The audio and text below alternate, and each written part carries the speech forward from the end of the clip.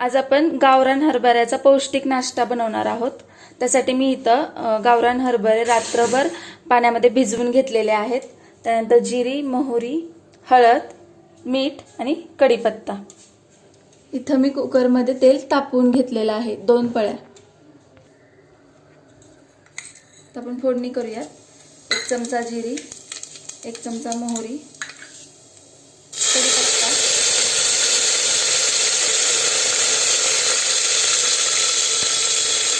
1 चमचा हळद।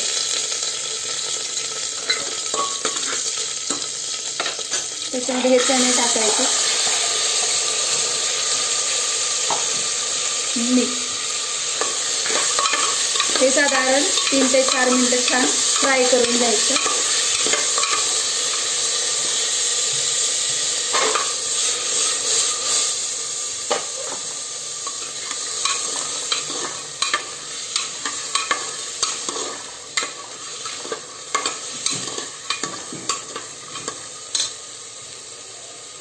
साधारण 3 ते 4 मिनिटं हे छान परतून झाल्यानंतर त्याच्यामध्ये आता मी पाणी टाकते।